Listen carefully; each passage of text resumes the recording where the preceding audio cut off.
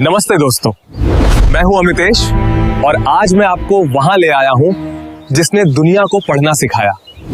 ये है नालंदा, दुनिया की पहली इंटरनेशनल रेजिडेंशियल यूनिवर्सिटी, जिसका इतिहास हमारी सोच से कहीं गहरा है। आज हम बिहार के इसी गौरवशाली इतिहास के पन्नों को पलटेंगे और जानेंगे नालंदा के शून्य से शिखर तक पहुंचने की पूरी कहानी। क्या आप जानते हैं कि इसकी शुरुआत गुप्त वंश के संस्थापक श्री गुप्त की एक नजर से हुई थी। लेकिन श्री गुप्त से भी पहले यह भूमि बुद्ध और महावीर की शांतिपूर्ण चर्चाओं का गवाह थी। सम्राट अशोक ने यहाँ बुद्ध के प्रिय शिष्य सारिपुत्र की याद में एक भव्य स्तूप बनवाया था। असली शुरुआत हुई 275 ईस्वी के आसपास, जब श्री गुप्त ने यहाँ के पास एक मंदिर बनवाया। उन्होंने इस मंदिर के खर्च के लिए पूरे 24 गांव दान में दे दिए थे। लेकिन नालंदा को यूनिवर्सिटी बनाने का श्रेय जाता है गुप्त सम्राट कुमार गुप्त प्रथम को। 5वीं शताब्दी में उन्होंने यहां पहला बड़ा बौद्ध विहार या मठ बनवाया। समय आगे बढ़ा और 7वीं शताब्दी में सम्राट हर्षवर्धन के काल में नालंदा अपनी चरम सीमा पर पहुंचा। कल्पना कीजिए, यहां एक साथ 10,000 छात्र पढ़ते थे और उन्हें 2,000 विद्वान पढ़ाते थे। यहां घुसना आसान नहीं था। गेट पर खड़ा द्वार पंडित ही छात्रों का कठिन इंटरव्यू लेता था। इंटरव्यू इतना टफ था कि 10 में से केवल 2 छात्र ही अंदर जा पाते थे।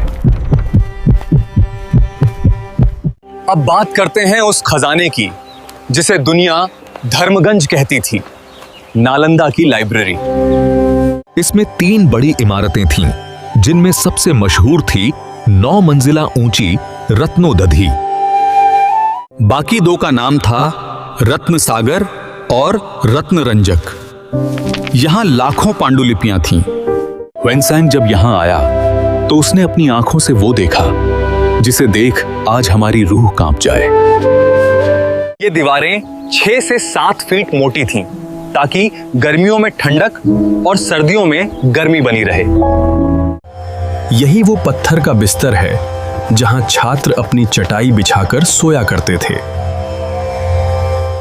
दीवार में बने इन कोनों में छात्र अपने दिए और कीमती किताबें रखा करते थे।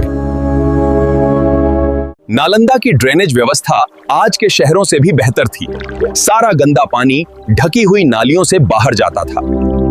महान गणितज्ञ आर्यभट्ट यहाँ के कुलपति थे। शून्य और खगोल विज्ञान पर यही रिसर्च हुआ था। लेकिन हर स्वर्ण युग का एक काला अंत होता है। अब बात 1193 की। बख्तियार खिलजी बहुत बीमार पड़ा और उसके हकीम हार मान चुके थे। नालंदा के आयुर्वेद प्रमुख राहुल श्रीभद्र को इलाज के लिए बुलाया गया। खिलजी ने दवा खाने से मना कर दिया। आचार्य ने कुरान के पन्नों पर दवा लगाई और उसे पढ़ने के लिए कहा। पढ़ते ही ठीक हो गया। ठीक होने के बाद खिलजी एहसान मानने के बजाय जलन से भर गया कि भारतीय ज्ञान इतना श्रेष्ठ कैसे है। नफरत में उसने 1193 में नालंदा को आग लगा दी। वो सिर्फ इमारत नहीं, भारत का भविष्य जल रहा था। यहाँ की लाइब्रेरी में 90 लाख किताबें थीं, जो जलकर राख बनने में पूरे 3 महीने का वक्त ले गईं। हजारों भिक्षुओं को जिंदा जला दिया गया। ये युद्ध नहीं, दुनिया का सबसे बड़ा बौद्धिक नरसंहार था। सैकड़ों सालों तक नालंदा मिट्टी के नीचे दबा रहा, जैसे हमारा इतिहास सो गया हो। लेकिन बिहार राख से उठना जानता है। अब चलते हैं 2006 में। भारत के पूर्व राष्ट्रपति ने इसे फिर से जीवित करने का सपना देखा।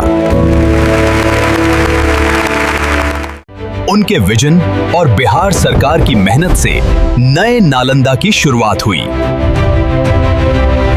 यह है आधुनिक नालंदा, जिसे 455 एकड़ में बनाया गया है।